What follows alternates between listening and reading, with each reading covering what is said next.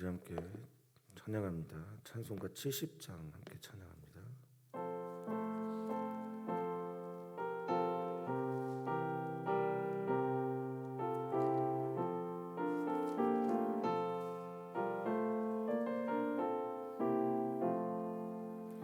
피난처 있으니 환난을 당한 자 이리 오라. 땅들이 편하고 물결이 일어나 산 위에 넘치되 두렵지 않네. 이방이 떠들고 나라들 모여서 진동하나. 우리 주 목소리 한 번만 바라면 천하의 모든 것 망하겠네. 만유주 하나님 우리를 도우니 피난처요. 세상의 난리를 그치게 하시니 세상의 창검이 쓸데없네. 높으신 하나님 우리를 구하니 할렐루야. 괴로움이 심하고 환난이 극하나 피난처 되시는 주 하나님. 아멘. 아멘. 하나님을 경외하는 것이 모든 지혜와 지식의 뿌리가 되고 근본이 됨을 믿습니다. 우리라는 생명이 어디에 뿌리를 내려야 하는지, 또 무엇에 뿌리를 내리고 살아가야 좋은 열매를 맺는지 다시 한번 돌아보는 오늘 이 새벽의 시간이 되기를 소망합니다. 하나님 살아계시고, 하나님 살아계셔서 지금도 구원의 역사를 우리를 통해서 또 우리 안에서 이루어 주시고, 하나님께서 살아계신 것을 또 하나님께서 역사하시는 것을 믿으며 살아가는 우리 모두이기를 진심으로 소망합니다. 주님, 그렇게 우리 안에서 역사하여 주시옵소서. 감사하며 예수님의 이름으로 기도하옵나이다. 아멘. 하나님의 말씀을 우리 함께 봅니다. 출애굽기 8장 16절에서 24절입니다. 출애굽기 8장 16절에서 24절 말씀 한 절씩 교독합니다. 여호와께서 모세에게 이르시되 아론에게 명령하기를 내 지팡이를 들어 땅에 티끌을 치라 하라. 그것이 애굽 온 땅에서 이가 되리라.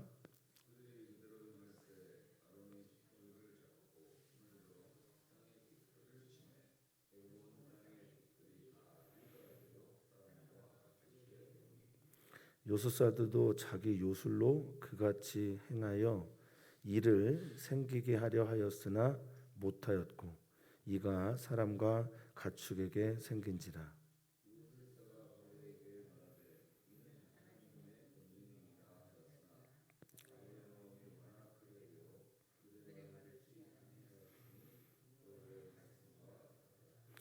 여호와께서 모세에게 이르시되 아침에 일찍 일어나 바로 앞에 서라. 그가 물 있는 곳으로 나오리니 그에게 이르기를 여호와께서 이와 같이 말씀하시기를 내 백성을 보내라. 그러면 그들이 나를 섬길 것이니라.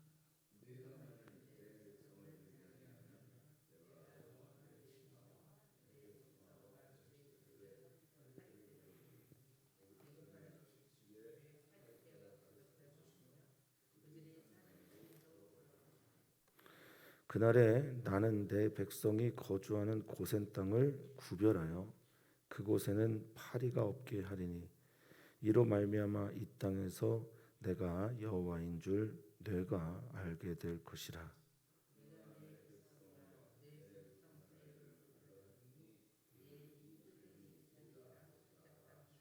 함께 읽습니다. 여호와께서 그와 같이 하시니 무수한 파리가 바로의 궁과 그의 신하의 집과 애굽 온 땅에 이르니 파리로 말미암아 그 땅이 황폐하였더라. 아멘. 아멘. 우리가 출애굽기를 읽으면 읽을수록 또 출애굽기 말씀을 묵상할 때마다 지혜로운 사람은 누구이고 또 미련한 자가 누구인지를 발견하게 됩니다. 미련한 자는 그 안에 하나님이 없다고 하는 자가 미련한 자고요. 하나님이 없다, 또 하나님을 모른다, 하나님을 경외하지도 않는 수많은 사람들이 바로처럼 모든 것을 가지고 있어도 미련한 자임을 우리는 보게 됩니다. 그러나 지혜로운 사람은 어떤 사람입니까? 하나님의 살아계심을 믿고 알고 있는 이들이며, 그래서 하나님을 경외하고 하나님의 말씀을 삶의 중심에 두는 이들이 참 지혜로운 사람임을 믿습니다. 사랑하는 성도님들 모두가 오늘도 반석에 터를 세우고 또 터를 잡고 집을 짓고 있는, 주님과 함께 거룩한 성소를 짓고 있는 우리 귀한 성도님들, 지혜로운 자 되시기를 소망합니다. 하나님의 말씀을, 예수님의 말씀을 듣고 행하는 지혜로운 자가 되시기를 축복합니다. 이제 10재앙에서 세 번째 재앙의 이야기를 하려고 하는데요. 출애굽기의 10재앙은 세 개가 한 주기로 돌아갑니다. 그래서 처음에 피, 개구리, 오늘 나오는 티끌이 2가 되는 재앙이 하나의 주기. 아침으로 시작해서 특징이 아론의 지팡이를 가지고 재앙을 행하는, 그리고 애굽의 요술사들이 그것을 대항해 보는, 그래서 대행자들의 대결 구도를 만들었다라고 하면, 이제 두 번째 주기 파리때로부터 시작해서 돌림병과 악성 종기로 끝나는 이 두 번째 주기의 이야기들은 어떤 특징이 있는지 오늘 말씀을 통해서 보는 시간이 되기를 바라겠습니다. 자, 16절을 보면 지금까지 계속 경고를 하셨던, 그래서 이 세 번의 주기에서의 동일한 특징입니다. 어떤 거냐면 세 번의 주기는 다 동일하게 세 번째에 가면, 즉 세 번째 재앙에 가면 경고가 없어요. 지금도 그렇습니다. 한 번, 두 번 경고를 하셨다가 변하는 것처럼 보이는데 세 번째는 경고 없이 그냥 명령만 있습니다. 아론에게 명령하기를, 아론의 지팡이입니다. 아론에게 명령하기를 내 지팡이 들어 땅에 티끌을 치라. 땅의 티끌이 어떤 의미인지는 정확하게 알 수 없으나 애굽 땅에서 이 땅의 티끌의 의미를 아파르로 번역을 한 걸 보면, 아파르를 땅의 티끌로 번역한 거 보면 아파르가 뭐냐면 먼지입니다. 먼지. 애굽이 나일강을 제외하고는 전부 다 거의 사막 지역이라고 보시면 되기 때문에 땅의 티끌, 먼지가 얼마나 많은지 모릅니다. 먼지 잘 안 보이죠. 또 신경 안 쓰이죠. 그런데 가장 작고 연약한 그것이 하나님께서 명령하셔서 이가 되게 되면, 여기 이는 킨림이라고 해서 어떤 곳에서는 하루살이, 어떤 곳에서는 모기, 뭐 이런 등등으로 번역하는 겁니다. 그래서 여기서 이 킨림은 성경에 많이 쓰이지 않는 단어이긴 하지만 아마 모기나 아주 작은 벌레, 벼룩 정도로 이해하시면 좋을 것 같아요. 근데 이가 될 것이다 라고 명령을 하시고 17절에 그대로 행합니다. 주님의 명령을 그대로 행하는 삶이 반복됩니다. 하나님의 명령을 그대로 행하는 이유, 하나님을 믿기 때문인데, 어떻게 믿냐면 경외함으로 믿기 때문에 그렇습니다. 하나님 앞에서 두렵고 떨리면 하나님의 명령을 그대로 행할 수밖에 없습니다. 이 경외함이라는 것은 그저 무서워하는 그런 것이 아니죠. 여러분들은 어떤지 모르겠지만 무섭기만 한 사람들을 무서워하는 사람은 없습니다. 맞습니다. 저는 그렇게 봅니다. 무서워하는 존재, 무섭기만 한 존재, 바로 같은 존재죠. 뒤에서 조롱하고 희화의 대상이 됩니다. 하나님은 어떤 분입니까? 하나님은 그저 무섭기만 한 분입니까? 아니면 그분의 그 놀라운 사랑과 집요한 사랑 때문에 우리는 그분을 향한 경외감이 있는지요? 그분을 향한 경외감이 일어나서 그분을 두려워하기도 하지만 그분의 사랑이 너무나 크기 때문에 말씀하시면 그대로 행하는 우리들이기를 바랍니다. 그래서 출애굽기에서 매우 중요한 주제가 되는 것, 예배자로 나아가는 이들의 이야기에서 그들이 꼭 간직해야 되는 단어 혹은 문장은 여호와가 누구인지 알리라라는 겁니다. 하나님을 향한 깊은 알미, 출애굽기를 읽으면서 더 강해지고 깊어지고 커지는 우리들 되었으면 좋겠습니다. 그러려면 순종해야죠. 16절에 주님께서 명령하신 그대로 모세와 아론이 그대로 행하는 17절의 이야기. 그래서 엘리 블랙카비 목사님이 하나님을 경외하는 삶이란 책에서 늘 말하는 거지만 하나님 경험하려면 말씀 그대로 순종해야 한다. 하나님 말씀 그대로 순종할 때 우리는 하나님이 어떤 분인지를 더 깊이 알게 된다라는 말씀을 하십니다. 아론이 지팡이를 잡고 손을 들어 땅에 티끌을 치매 애굽 온 땅의 티끌이 다 이가 되어 사람과 가축에게 오릅니다. 가장 작은 게 애굽을 무너뜨릴 수 있습니다. 가장 작은 바이러스가 세계를 멈춤할 수 있습니다. 지금 우리가 만나고 있는 이 팬데믹 상황도 사실 그런 것이지요.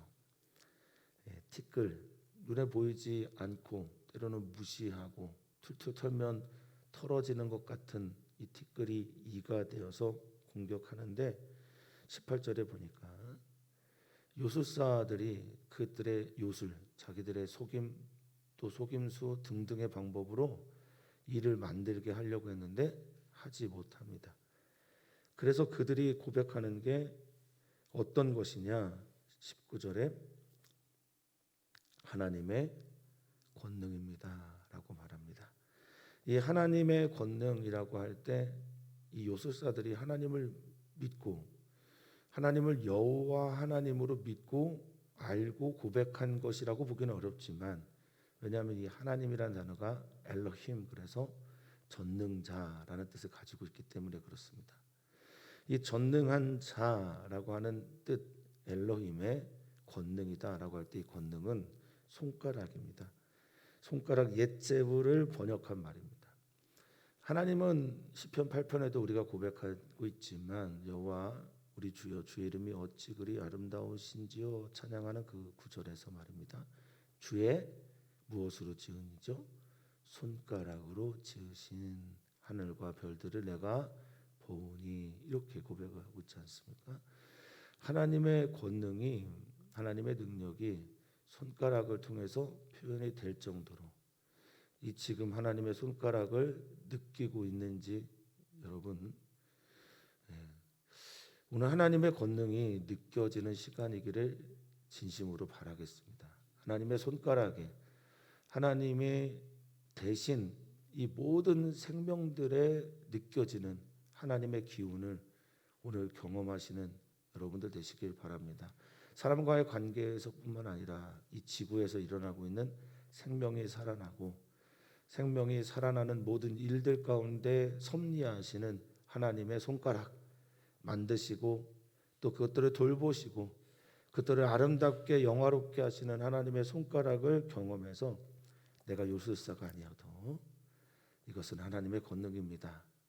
이것은 하나님의 손가락입니다. 하나님의 YM이라는 선교단체에서는 이 말을 잘 쓰는데 하나님의 터치입니다. 하나님의 지문이 터치가 우리 삶 속에 묻어있는 오늘이기를 축복합니다. 자, 그런데도 불구하고 요술사들도 즉 대행자들이죠. 지금 아론이 모세에게 명령을 받아서 지팡이를 들고 그 일들을 했을 때 일어나는 이 일들 보면서 지금 이제 요술사들, 아론과 요술사들의 대결인 것처럼 보였던 여기에서 요술사들이 손을 드는 거예요. 모세의 말을 대행하는 아론이 하나님을 믿고 하나님의 말씀을 따라 순종했더니 이긴 것처럼 바로의 대행자들, 당대의 지식인들이고 당대의 능력자들이고 당대의 마술사들이고 점성술가이며 많은 것을 안다고 생각하는 이들도 하나님의 권능입니다라고 손을 들게 되는 일, 이것이 첫 번째 주기에서 일어난 하나님을 알아가는 재앙과 심판의 의미일 것입니다. 그런데 결과는 어떻습니까? 바로는 여전히 완악하여서 이 하자크라고 하는 말을 쓴다고 했습니다. 이 하자크라는 말은 여호수아서에서 여호수아에게 쓰면 이건 뭐가 되죠? 강하다라는 말입니다. 하자크라는 말은 그래서 잡다라는 말인데요. 이것도 양가적인 의미를 가지고 있어요. 하나님을 향하여 내가 잡다 그러면 이게 뭐가 되냐면 강하다. 하나님의 말씀을 붙잡다 그러면 강해집니다. 그래서 너 강해라 라고 할 때 하자크를 쓰는 겁니다. 하나님 붙잡으면 강해집니다. 그런데 반대로 하자크가 자기를 붙잡아요. 자기의 의를 붙잡고 자기의 지를 붙잡고 자기의 능을 붙잡으면 어떻게 됩니까? 이렇게 완악해지는 겁니다. 완자의 한자어가 으뜸원 플러스 머리열입니다. 이 완자가 그렇게 돼 있어요. 자기 머리를 으뜸이라고 생각하는 삶을 사는 거예요.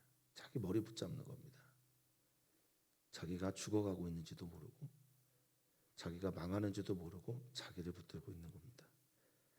그런데 이것이 여호와의 말씀과 같다라고 해서 한 주기가 끝납니다. 이제 두 번째 주기가 시작되면 어떤 새로운 일들을 하나님은 하시나, 그것이 이제 오늘 우리가 읽은 본문에도 나오지만 고센 땅을 라암셋이라고 하는 그들이 살고 있는 땅을 어떻게 한다는 거죠? 구별해서 이스라엘 백성들도 하나님이 어떤 분인지를 알게 될 것이다.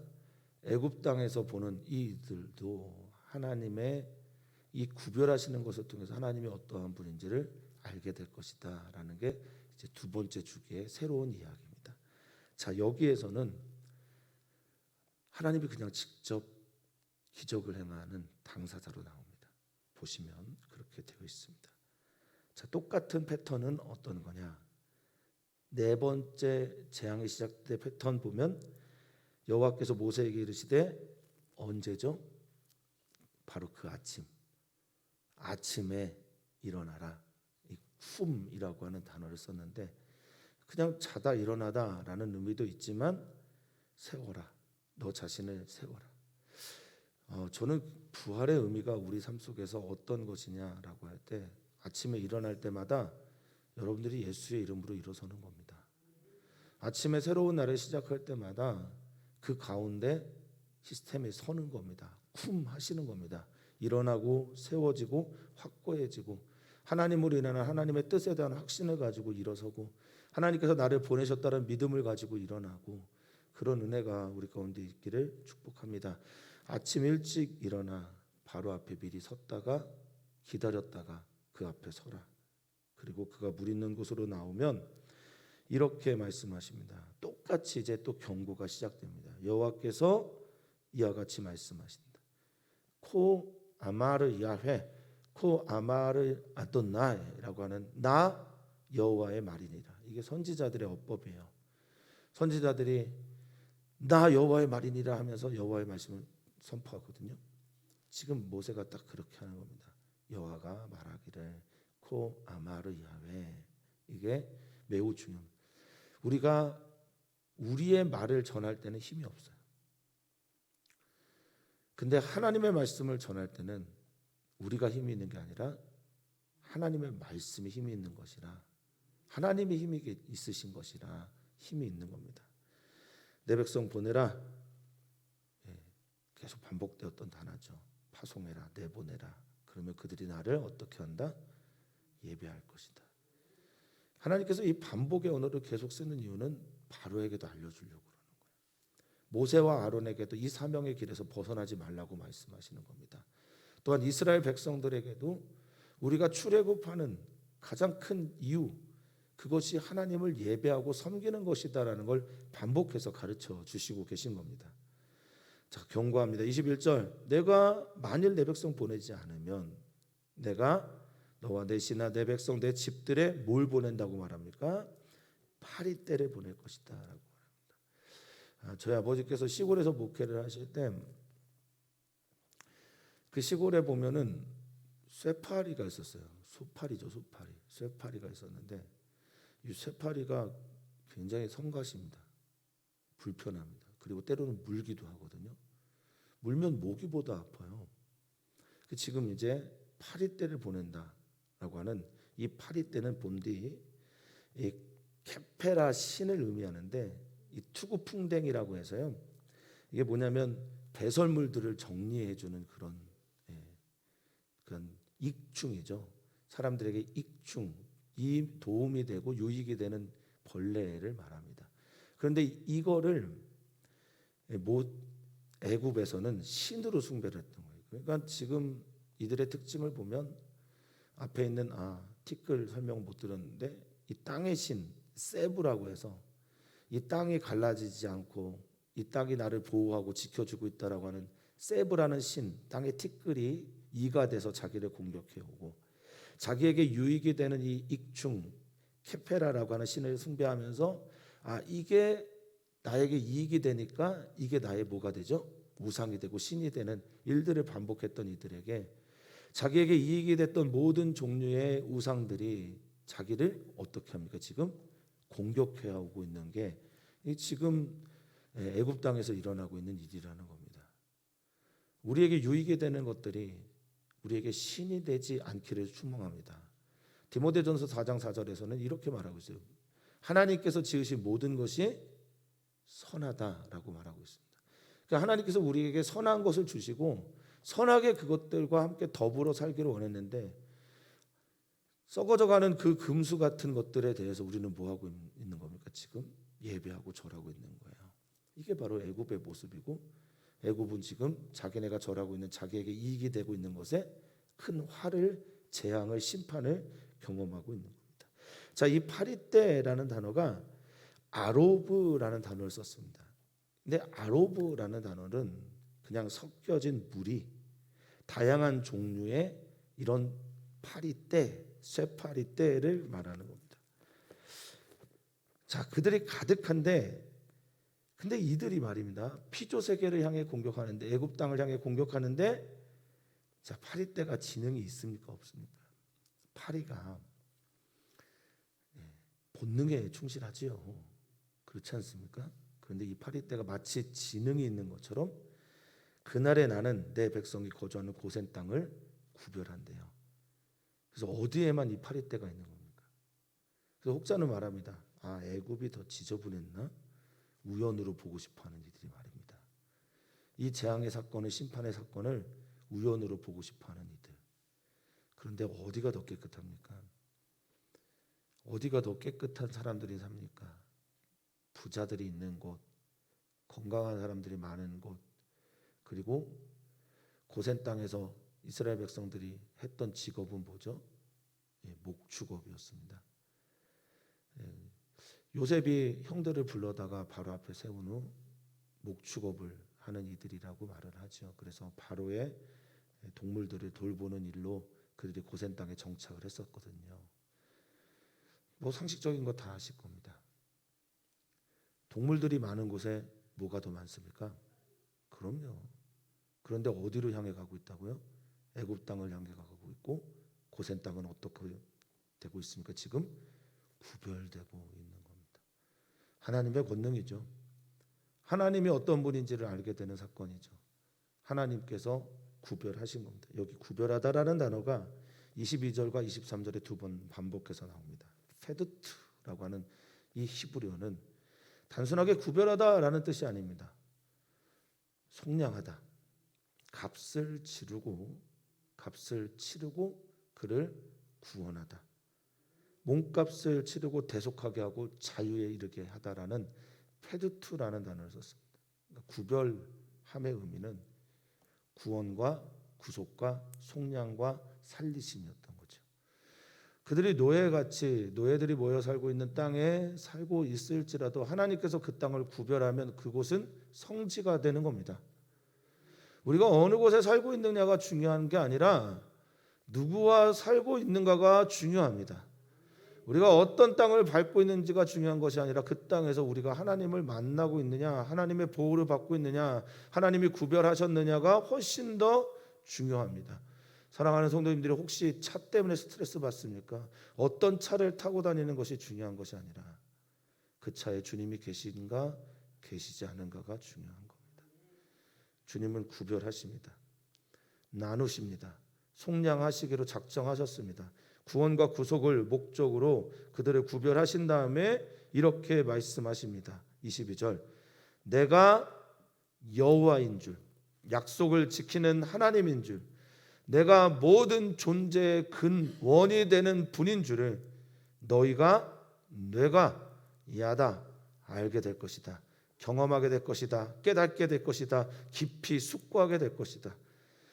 어쩌면 이것은 이 땅에 그리스도인으로 살아가고 있는 우리들에게 주시는 하나님의 메시지인지도 모르겠습니다. 우리는 똑같은 땅에서 똑같은 법과 똑같은 문화 속에서 살아가고 있습니다.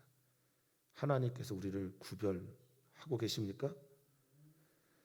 똑같은 업을, 똑같은 사업들을, 똑같은 방향성을 가지고 살아가는 것처럼 보이지만 하나님께서 구별하시는 구속, 속량, 은혜, 그 은혜가 우리 모두에게 있기를 주의 이름으로 축복합니다.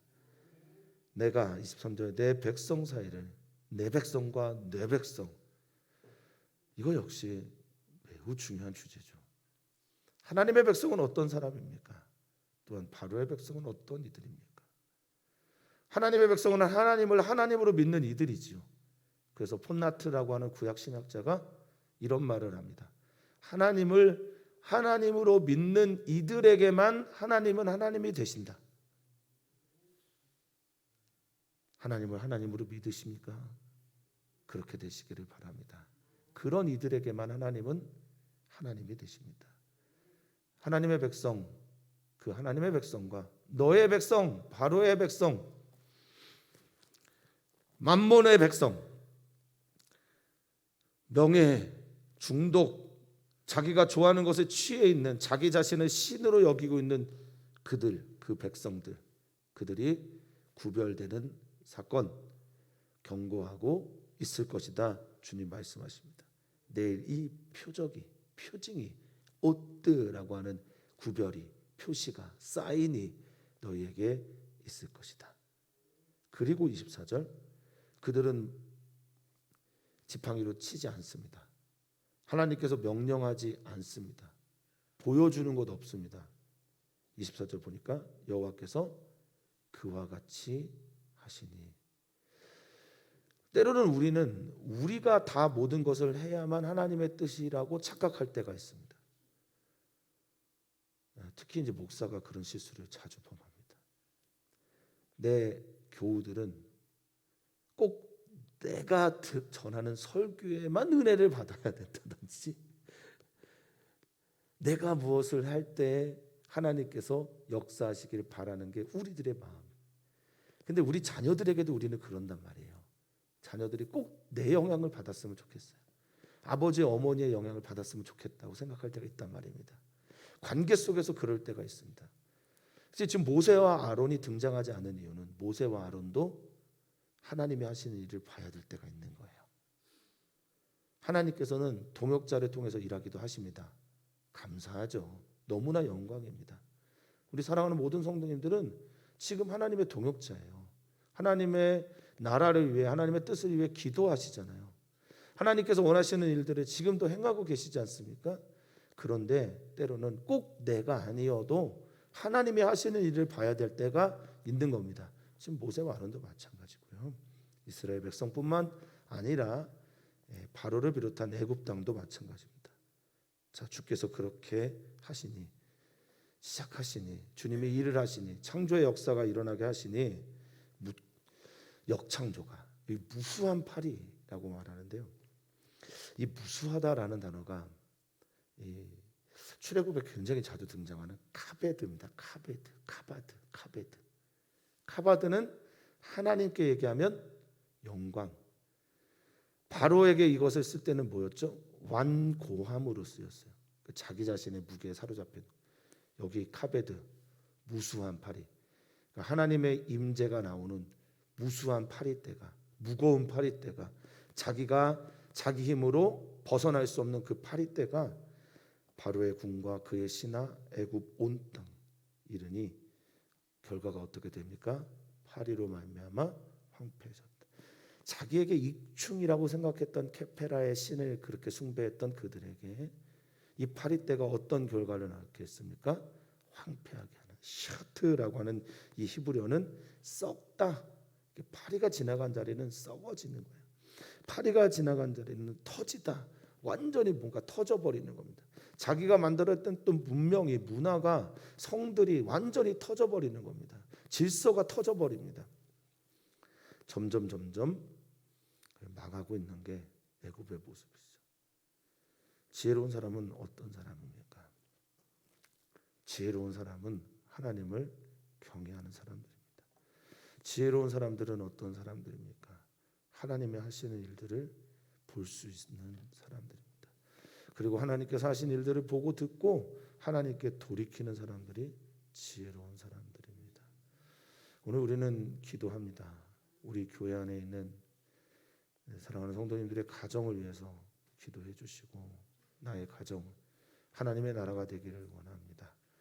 나의 가정의 가장이 누가 되든지 간에 바로는 되지 않아야 합니다. 그래서 저는 가부장 제도가 흐르고 있는 교회, 가정, 그래서는 안 된다고 봅니다. 바로가 아니라 하나님이 다스리시는 가정 되도록 여러분 꼭 기도해 주시기를 부탁을 드립니다. 나의 가정은 하나님이 다스립니다. 이 가정은 하나님께서 통치하십니다. 이런 가정 되도록 기도해 주시기를 부탁을 드립니다. 또한 우리 사랑하는 교우들 가정들이 있는데 아파하는 가정이 있어요. 지금 눈물 흘리고 있는 가정들이 있습니다. 하나님을 나의 주인으로 모셔드리는 우리 귀한 가족들 되기를 그렇게 기도해 주십시오. 또한 부탁드립니다. 선교사들의 가족을 위해서 기도해 주세요. 선교사님들이 대부분 가족들이 많이 힘듭니다. 물질 때문에 힘든 것도 있겠지만 가정이 그냥 힘든 일들이 참 많습니다. 특별히 선교사님들의 가정, 자녀들, MK들 생각나시는 대로 위해서 기도해 주시기를 부탁을 드립니다. 선교사들은 그래도 어른이고 또 하나님을 만난 경험이 있기 때문에 돌봄 그리고 또 사람들과의 관계 속에서 많은 일을 할 수 있는데, 아이들은 자신들이 받은 사명 아니잖아요. 자신들이 직접 하나님을 만났고 자기들이 가겠다고 해서 간 것 아닌데 그 자리에 있게 된 거지 않습니까? 선교사님들의 자녀들을 위해서 많이 기도해 주십시오. 그들이 하나님 만나지 않으면 그곳에서 숨을 쉴 수가 없습니다. 그 아이들이 하나님을 만나지 않으면 그곳에서 능히 이겨낼 수가 없습니다. 하나님 그곳에 있는 MK들을 만나 주십시오. 그렇게 기도 부탁드립니다. 하나님을 우리는 믿습니다. 그리고 하나님께서 하시는 일들을 경외함으로 순종하고 순복하는 우리 모두가 되게 해 주시옵소서. 오늘 우리들의 삶 속에 나타나시는 주님, 하나님의 권능, 하나님의 손가락, 하나님의 숨결을 오늘 삶 속에서 느끼는 우리 성도님들 되기를 축복하며 사랑 많으신 예수님의 이름으로 기도하옵나이다. 아멘. 주님, 주님, 여호와가 누구인지 너희가 알게 될 것이다. 주님, 그 말씀을 오늘